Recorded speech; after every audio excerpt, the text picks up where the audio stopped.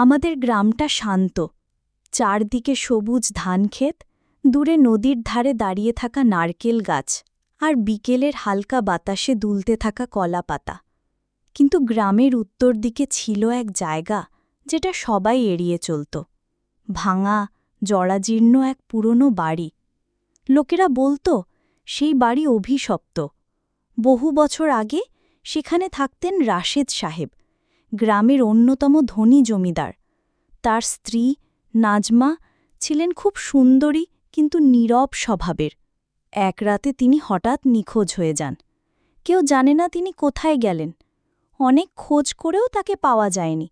তারপর থেকে বাড়িটা ফাঁকা হয়ে যায় আর ধীরে ধীরে ভেঙে পড়ে।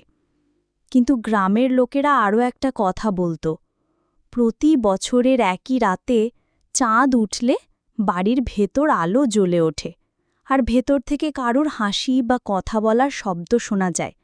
কেউ সাহস করে কাছে যায় না। আমি শহরে বড় হয়েছি। আমার নাম সায়েম, বয়স ২৬। পড়াশোনা শেষ করে গ্রামে ফিরে এলাম। গ্রামের এই ভাঙা বাড়ির কাহিনী শুনে আমি কৌতূহলী হয়ে উঠলাম। বৃদ্ধ কাকা বললেন, বাবা, ওই জায়গায় যাস না। যারা গেছে কেউ ভালো অবস্থায় ফিরে আসে নাই। আমি হাসলাম, কাকা, এগুলো তো শুধু গল্প, আমি একদিন গিয়ে দেখে আসব। আর তারপর এলো সেই রাত, বছরের সেই বিশেষ রাত। চাঁদ আকাশে গোল হয়ে ঝুলছে, চারপাশে হালকা কুয়াশা। রাত ১১টার দিকে আমি হাতে টর্চ আর মোবাইল নিয়ে বাড়ির দিকে রওনা দিলাম। বাঁশঝাড় পেরোতই বুকের ভেতর হালকা শীতলতা অনুভব করলাম। বাড়িটার দেওয়াল শ্যাওলা জমে সবুজ হয়ে গেছে। জানালাগুলো ভাঙা, কিন্তু ভেতরে স্পষ্ট দেখা যাচ্ছে হলুদ আলো। আমি টর্চ নিভিয়ে ধীরে ধীরে ভিতরে ঢুকলাম। ভেতরে ঢুকেই গায়ে ঠান্ডা হাওয়া লাগল। বাতাসে ধুলোর গন্ধ, সঙ্গে একটা পুরনো স্যাঁতস্যাঁতে গন্ধ। হঠাৎ করেই ডান দিকের ঘর থেকে এক অদ্ভুত ফিসফিস শব্দ এলো। মনে হলো কেউ আমার নাম ডাকছে, সায়েম। আমার হাতের টর্চ কেঁপে উঠল। ধীরে ধীরে ঘরের দিকে এগোলাম। ভিতরে ঢুকে দেখি কোণে একটা পুরনো দোলনা আস্তে আস্তে দুলছে, অথচ ঘরে কেউ নেই। দোলনার নিচে একটা পুরনো চিঠি পড়েছিল। চিঠিটা তুলে পড়তে শুরু করলাম। রাশেদ, আমি জানি তুমি ফিরবে। আমি এখানে অপেক্ষা করছি। এই বাড়ি কখনোই খালি ছিল না। আমার শরীর কেঁপে উঠল। হঠাৎই উপরের তলার কাঠের মেঝেতে কারোর পায়ের শব্দ। ধীরে ধীরে সিঁড়ি বেয়ে নিচে নামছে। আমি টর্চ তুলে আলো ফেললাম, কিন্তু কেউ নেই।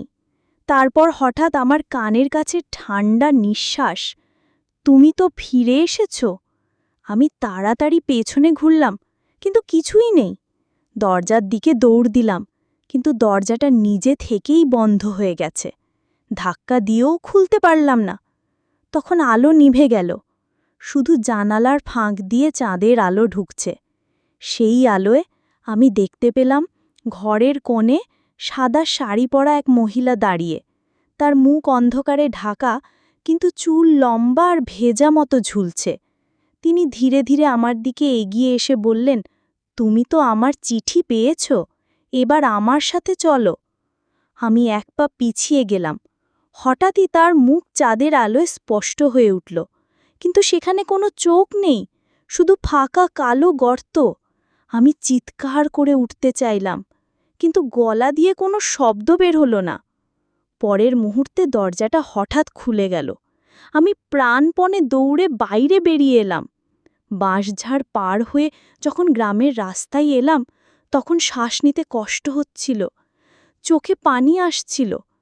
ভয়ে না দৌড়ের চাপে ঠিক বুঝতে পারছিলাম না। গ্রামের দিকে তাকাতেই দেখলাম দূরে ভাঙা বাড়িটার জানালায় এখনও আলো জ্বলছে, আর জানালার ফাঁকে সেই মহিলার ছায়া দাঁড়িয়ে আছে। কিন্তু এবার তিনি একা নন, তার পাশে দাঁড়িয়ে আছে আমি নিজেই। গল্পটির পরের পার্ট শোনার জন্য চ্যানেলটি সাবস্ক্রাইব করুন।